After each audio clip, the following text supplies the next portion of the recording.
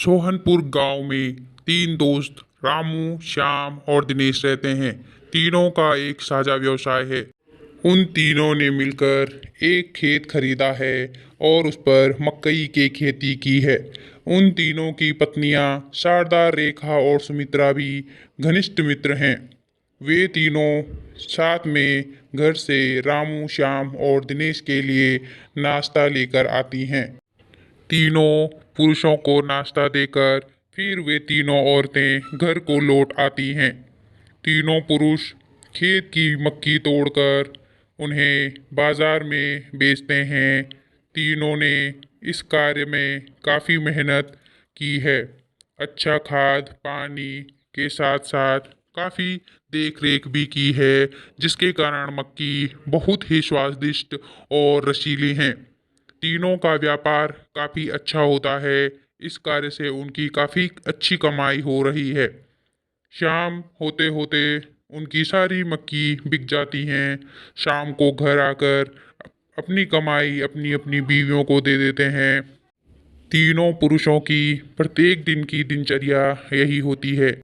वे तीनों खेती का काम करते और मक्की तोड़कर उन्हें बाजार में ले जाकर बेचते। वहीं उन तीनों की पत्नियां घर के सारे कामकाज और बच्चों की रेख रेख के साथ शाम को एक साथ बैठकर गपशप करती हैं। एक दिन रेखा शाम को अपने गले में एक लंबी सोने की माला पहनकर आती है। शारदा और सुमित्रा उसे देखकर दंग रह जाती हैं, क्योंकि यह काफ़ी महंगी लग रही थी। तब रेखा कहती है, यह सोने की माला इनके द्वारा दिए गए पैसों से मैंने खरीदा है। यह सुनकर शारदा और सुमित्रा भी अपने बचाए हुए पैसों से अपने लिए सोने की माला और महंगे कपड़े ले आती हैं। अब वे तीनों नित्य प्रतिदिन यह सब अच्छे अच्छे गहने और कपड़े पहनने लगी। यह सब देखकर सभी पुरुषों ने अपनी अपनी पत्नियों से पूछा कि यह सब कहाँ से आया। तीनों पुरुषों के पूछने पर औरतें बताती हैं कि ये उनके द्वारा दी गई कमाई के द्वारा खरीदा गया है। यह सब सुनकर तीनों पुरुष गुस्सा हो जाते हैं और कहते हैं, भविष्य की कमाई तुम लोगों ने फिजूल खर्ची कर ली। और तीनों गुस्से में घर से बाहर चले जाते हैं और एक योजना बनाते हैं कि उन तीनों औरतों को हम सबक सिखाएंगे। तब तीनों पुरुषों ने घर जाकर अपनी अपनी पत्नियों से कहा कि उनकी मक्के की फसल नष्ट हो गई है और अब उनकी आजीविका का कोई भी साधन नहीं है। अब हम क्या करेंगे।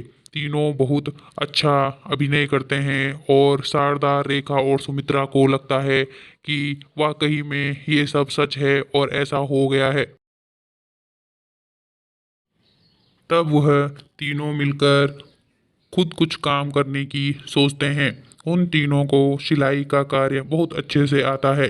तीनों अपनी अपनी पतियों से कहते हैं कि आप सभी चिंता मत कीजिए, हम सिलाई का काम करेंगे और कोई भी दिक्कत परेशानी नहीं आएगी।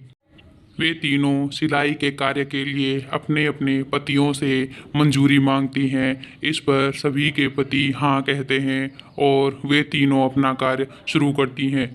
धीरे धीरे उनकी सिलाई का काम बहुत ज़ोरों से चलता है।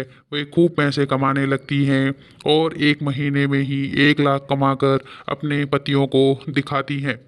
तब रामू, श्याम और दिनेश उन्हें सच्चाई बताते हैं कि उन्होंने यह सब उनको सबक सिखाने के लिए किया था। अब तीनों औरतों को समझ आ जाता है और वे कहती हैं, आपने हमारी आंखें खोल दी हैं।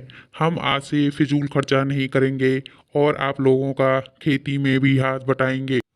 अब तीनों पुरुष और महिलाएं साथ में खेती में काम भी करती हैं और खुशी से रहती हैं। सीख, इस कहानी से हमें यह सीख मिलती है कि फिजूल खर्चा नहीं करना चाहिए, क्योंकि बचत ही भविष्य की कमाई होती है।